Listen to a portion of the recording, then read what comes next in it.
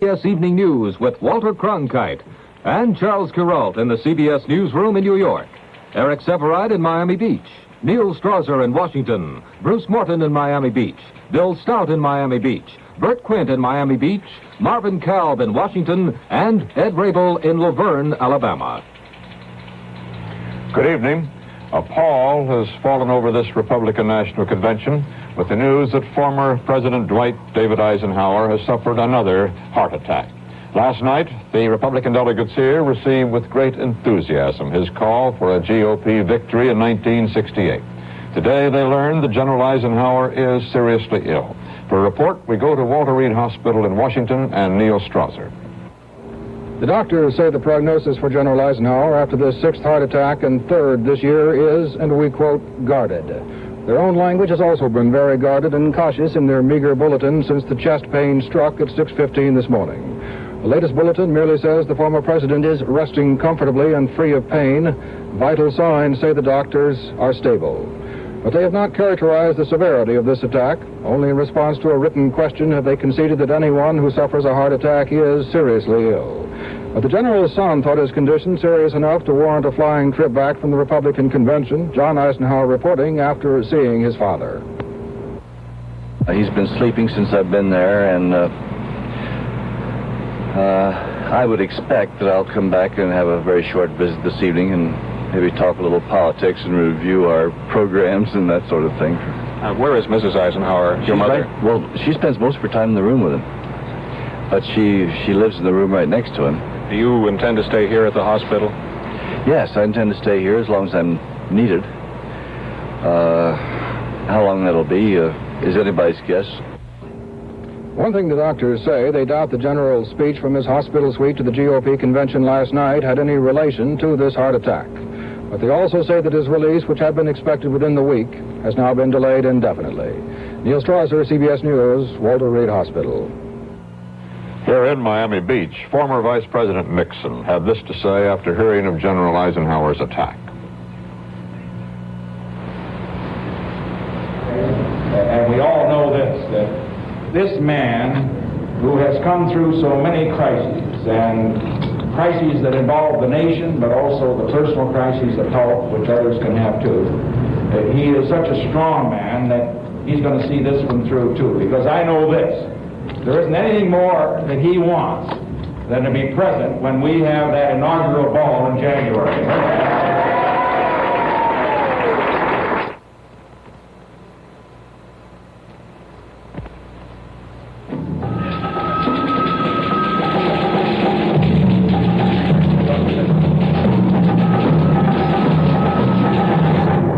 This is living. Some people think there's a better way. If you're independent, you set your own style. You don't follow the crowd. You find a better something, including a better tasting cigarette, perhaps. Old Gold Filters. The cigarette for independent people. Old Gold Filters. A delicious mixture of rich tobacco flavors. Flavors that never came through a filter before. Something extra, too. Gift Star coupons. The gift coupons? She says it's the flavor I'm after. Why smoke them if you can't taste them? Old Gold Filters. A cigarette for independent people. With flavors that never came through a filter before. And with Gift Star coupons. Same coupon that comes on fresh-tasting menthol Spring 100s. The main feature of the Republican National Convention tonight is the presentation of the 1968 campaign platform. Its approval is a foregone conclusion. But the major story here at Miami Beach today is the relentless search for delegates by the major candidates. New York's Governor Nelson Rockefeller won the endorsement of last night's keynote speaker, Governor Dan Evans of Washington. But Evans admitted to reporters he thinks that former Vice President Nixon is going to win the nomination for president. And California's Governor Ronald Reagan, who formally announced his candidacy yesterday, won the support of the chairman of the North Carolina delegation, Congressman James Gardner. As for the frontrunner Nixon, he was busy trying to offset any Southern losses as a result of Reagan's entry. From Nixon headquarters, we have a report from CBS News correspondent Bruce Morton. Richard Nixon met the delegates here today in 6 regional closed-door caucuses, trying to stem his Southern losses and exerting new pressure to gain other votes. Delegates leaving those caucuses told CBS News that Nixon has been hurt in the South by Ronald Reagan's candidacy. 2 votes lost in Georgia, at least 2 today in North Carolina, 7 or 8 in Mississippi, though the unit rule helps the Nixon majority there. Alabama, some of its delegates say, is very fluid. The Southerners mentioned Reagan in their meetings here. Even those who support Nixon would like the Californian to be the vice presidential nominee. Nixon would not discuss vice presidential names, but he did, in these closed-door sessions, make the Southerners a promise. His vice presidential choice, he said, would not be anybody totally unacceptable to the South. Meanwhile, his aides were working another argument. Nelson Rockefeller, they said, is using the South's liking for Reagan to win the prize for himself. If you stop Nixon, you'll put Rockefeller in, and why do that? The Nixon camp is also trying for breakthroughs elsewhere. Nixon backers on the New Jersey delegation are exerting strong pressure on Senator Clifford Case to withdraw his favorite son candidacy. Case, so far, is resisting. This afternoon, Nixon abandoned closed-door techniques and turned to a more sociable form of delegate wooing. Mr. and Mrs. Nixon meeting the delegates and their wives for handshaking and smiles, punch and violins in this hotel ballroom, the same ballroom Mr. Nixon used for his news conference early this morning. From that news conference, all through the long delegate caucuses to this 3-hour grind of political sociability, Nixon has looked and sounded confident. Any small losses, his aides insist, have been offset by gains somewhere else. Overall, the Nixon strength, they say, is unchanged. Nixon still has the votes to win. Bruce Morton, CBS News, at Nixon headquarters. Nixon, of course, was not the only candidate wooing the delegates today. Both Governors Rockefeller and Reagan were constantly on the move also. And we have a report on that newest candidate entry, Reagan, from CBS News correspondent Bill Stout. Ronald Reagan spent the day going from one delegation to another. It's hard to tell what progress he's making. The Rockefeller people say he has more than 275 first ballot votes. Reagan says he has heard numbers around 200. Some of his people cite higher figures, some are discouraged. But Reagan makes all the stops, including the tough ones. The strategy is simple: to leave the delegates with the thought Nixon is a loser, Reagan a winner. When he met the Texans, Reagan talked like a man very much in the running. I happen to believe that this country cannot survive 4 more years of what we have known for the past too many years.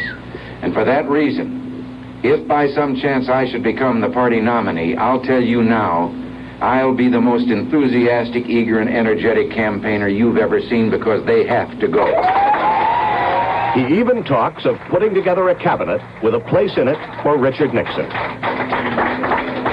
Let me just say that I think that any Republican administration, if he is not the nominee, would be most fortunate if Mr. Nixon would agree to serve in that administration.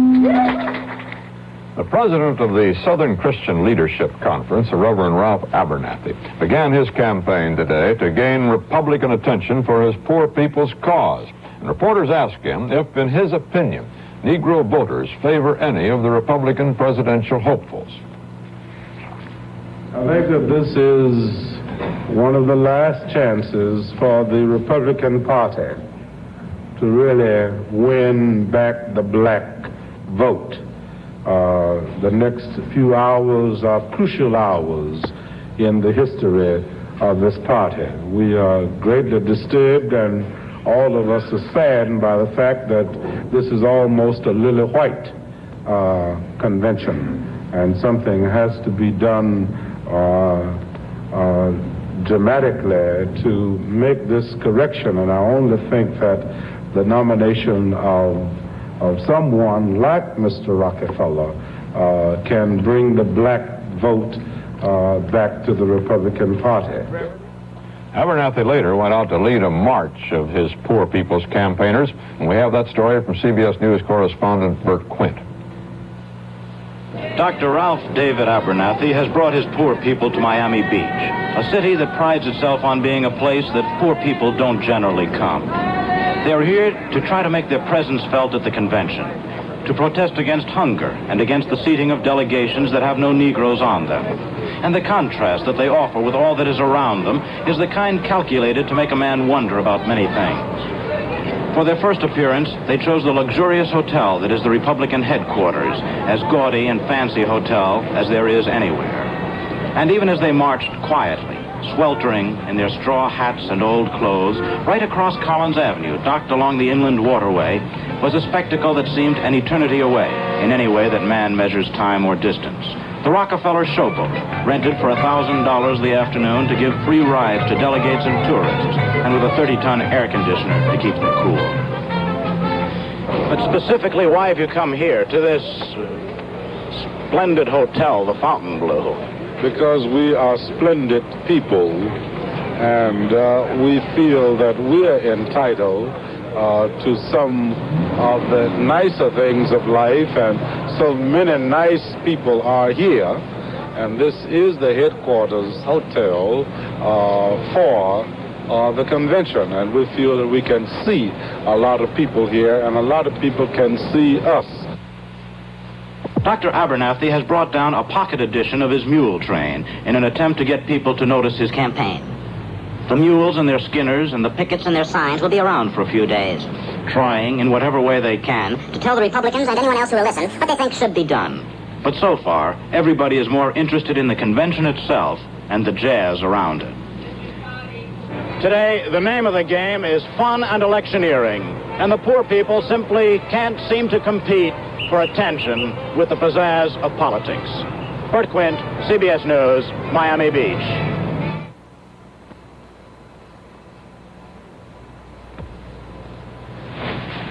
What's been going on in American business lately is ironic. Business keeps growing, but profits aren't keeping pace. The cost of doing business is costing business profits. And the sad fact is, a big part of this profit squeeze is happening right under your nose. Today, it costs $2.54 to get a simple business letter written and out the door. $2.54 a letter. If you have 100 people in your office, each writing just 5 letters a day, it's more than $2.54. It's more than $304,000 a year. Too much of it in mistakes. American business has to find a better way to write. And during the next decade. Regards. Dictating with IBM equipment is a better way. Nearly twice as fast as a secretary taking shorthand. And with the IBM MTST automatically turning a secretary's rough draft into a page of final copy every 2 minutes, secretaries can get those thoughts out the door, revisions included, in just about half the time. And since these 2 pieces of IBM equipment have increased people's productivity by as much as 50%, what you can get is part of that $300,000 back.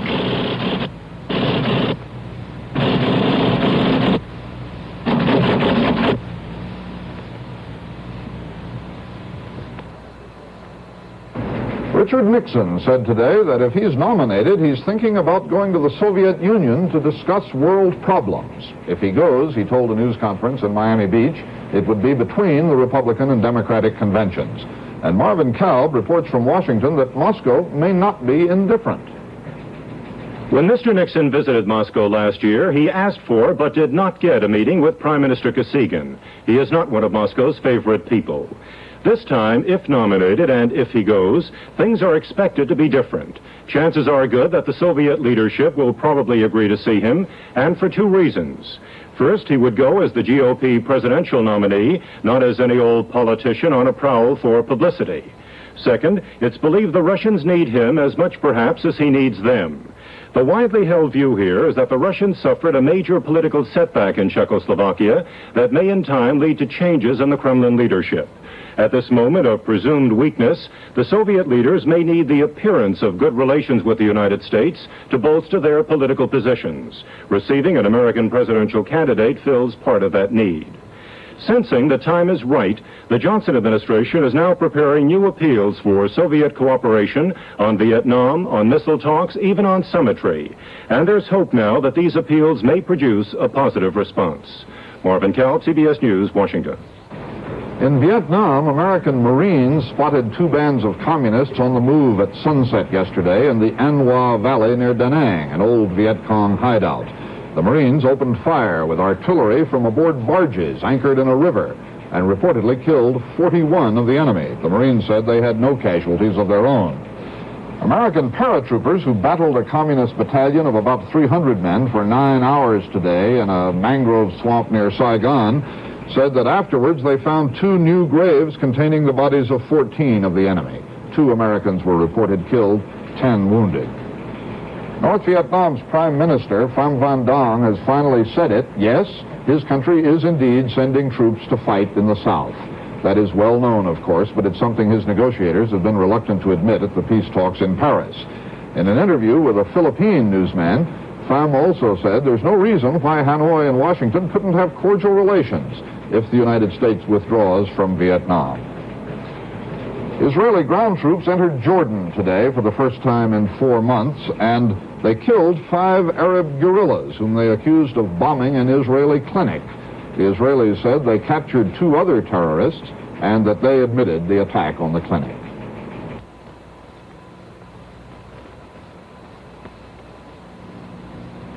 You people who want hours of relief from minor pains of arthritis and muscular aches, how many pain relievers do you know of that give you a second dose of pain relief before the first wears off? Measurin does, the first pain reliever with a built-in second dose.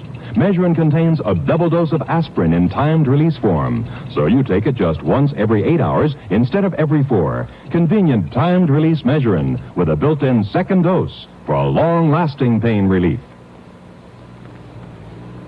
When you have acid indigestion, every second counts. So count on instant-acting Phillips tablets. Phillips tablets go to work in seconds. With one of the fastest stomach settlers ever discovered, each small Phillips tablet neutralizes more excess stomach acid than the leading antacid tablet that comes in a roll. So for fast relief from acid-upset stomach, when every second counts, count on instant-acting Phillips tablets. President and Mrs. Johnson entered the Brooke Army Medical Center in San Antonio today for routine physical examinations. Mr. Johnson went home after a few hours, but must return to the hospital within the next few days. Mrs. Johnson will stay overnight at the hospital. At the request of Governor Reagan, California's Lieutenant Governor, Robert Finch, flew home today from Miami Beach to investigate 2 shooting incidents in Los Angeles. 5 spectators attending the 3rd annual Arts Festival in Watts were wounded early today when shooting broke out there. And in another more serious shooting near Watts, 3 Negroes were killed and 3 other persons, including 2 white policemen, were wounded. Officials said the shootings apparently were not related. In a small southern town, businessman G.P. Miller has been more or less socially ostracized because he's had a change of heart. Ed Rabel found the story in Luverne, Alabama. The sign at the outskirts of Luverne, Alabama says it's the friendliest city in the South. However, to at least one of its citizens, it is extremely unfriendly. There was a time when G.T. Miller was well-liked by most of his fellow citizens. More than 40 years ago, he was a member of the Ku Klux Klan. He has stated in federal court that he killed a couple of Negroes in those days in self-defense, he says. He was acquitted by a white jury. But Miller then renounced the Klan, and now at the age of 69, he is helping Negroes find jobs, employing some at his feed and grist mill, and working with civil rights leaders. He is despised by most of the white people of Luverne. Most refuse to do business with him. The situation became worse when Miller refused to fire a Negro whose son had transferred to county schools. First place, I needed a nigger to work. In the second place, that nigger needed a job because he was a poor nigger and he needed work to do. Either he would have to go to relief and beg for money or beg for something else to live.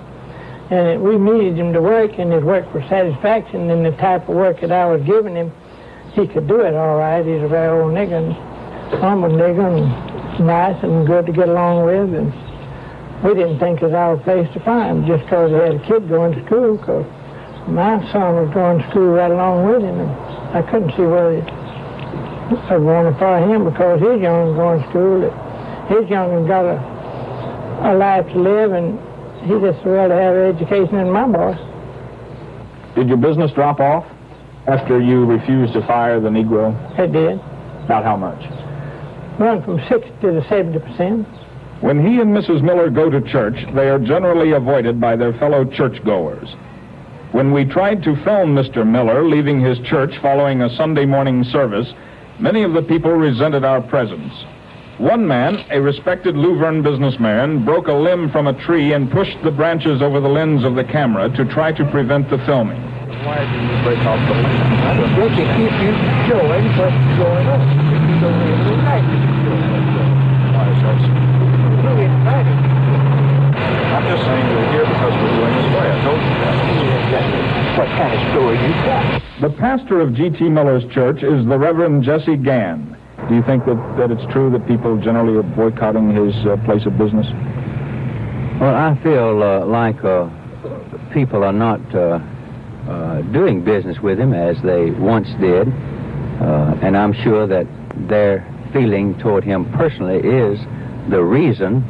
Now, whether I do not think that there was an organized boycott. I think each individual made up his own mind that if this is the kind of man that he is, that I'll just not do business with him. Because of the boycott, Miller has had to lay off some of his workers. The Reverend Jesse Gann says the trouble is not all racial. He feels Miller has made unfair charges against other white businessmen. But it is clear in Luverne, Alabama, that much of the resentment stems from Miller's involvement with the civil rights movement. What would you like to see happen here in Crenshaw County? How would you like to see this county progress? I'd like to see each one of them pull together and work together and for the benefit of our city, and state, and county, and as a nation as a whole.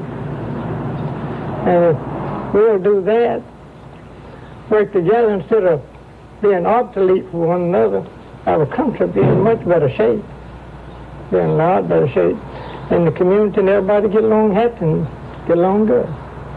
What do you think it's going to take to do that, Mr. Miller? I just wouldn't have no idea. That's a pretty hard question to answer. What are you trying to do?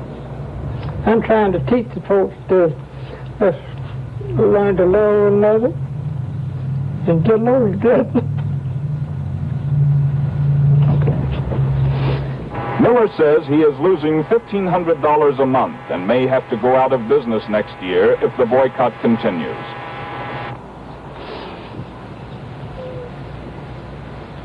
When an outsider leaves Luverne, Alabama, the sign is still there, but its message is debatable. Ed Rabel, CBS News, Luverne, Alabama. Prices on the New York Stock Exchange closed higher today for the second straight day, the first time that's happened since early July. The volume was 9,600,000 shares. The exchange index gained 23 cents. 24,000 postal workers in Canada will soon be back on the job if they approve a settlement worked out today. They've been on strike for 20 days, seeking more pay and better working conditions. For the first time in 5 years, there was a secret launching at Cape Kennedy today. An Atlas Agena rocket carrying an experimental satellite used to gather military intelligence was sent aloft. But the Air Force gave no advance notice of the launching and wouldn't even confirm that the satellite has gone into orbit. In Geneva today, Britain said the 1925 convention outlawing germ warfare is obsolete and there should be a new and stronger one. The Soviet Union is cool to that idea, arguing that the old convention still is working, and the United States is cool too, reportedly because progress is being made with Moscow on nuclear disarmament, and the negotiators don't want to get sidetracked now. In a moment, Eric Severide from Miami Beach.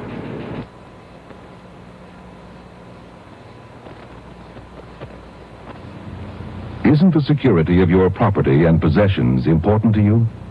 Watch this amazing demonstration of strength and security, filmed exactly as it happened on a police firing range. This is a master laminated cylinder padlock. Watch. The master padlock is only slightly dented, and it still works perfectly. How can it withstand such a powerful force? Because the case is laminated like a bank vault door, layer upon layer of tough steel to protect the inner working parts. Master stacks up strong, dependable, secure. Whatever your security needs, Master has the answer. More than 80 styles to choose from. For your home, for outdoors, for schools and industry, for whatever you want to keep secure. Enjoy the peace of mind that comes from real security.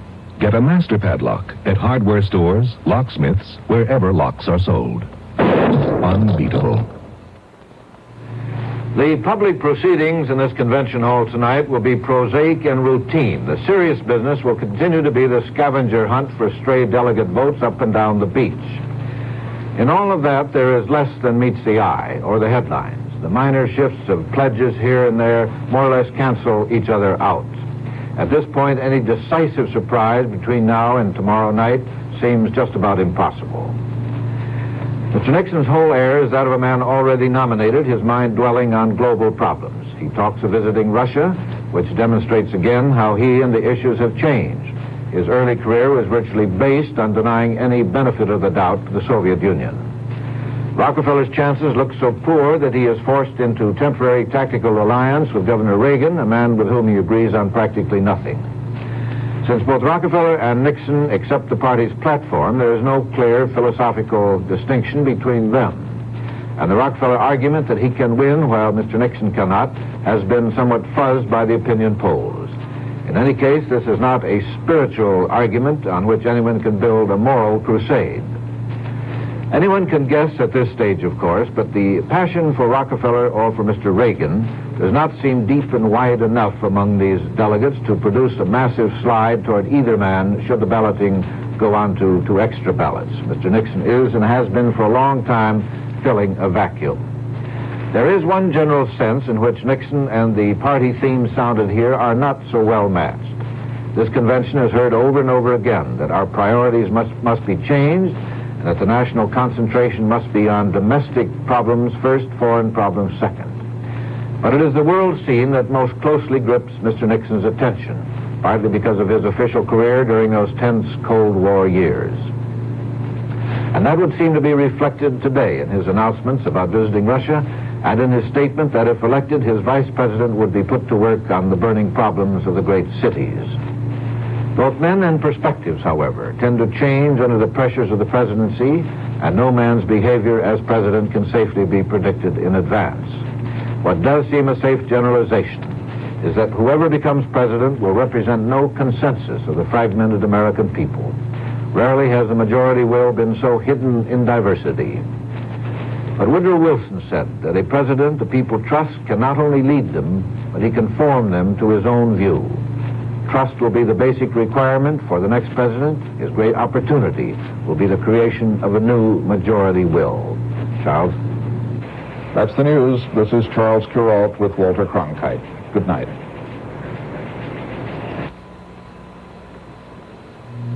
How many pain relievers do you know of that give you a second dose of pain reliever during the night while you sleep? Measurin does, the first pain reliever with a built-in second dose. Measurin contains a double dose of aspirin in timed release form, so you take it once every 8 hours instead of every 4. Gives maximum nighttime pain relief.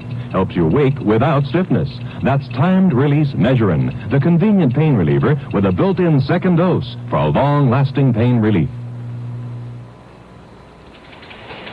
Direct from our newsroom in New York, this has been the CBS Evening News with Charles Kuralt and Walter Cronkite at CBS News Convention Headquarters in Miami Beach.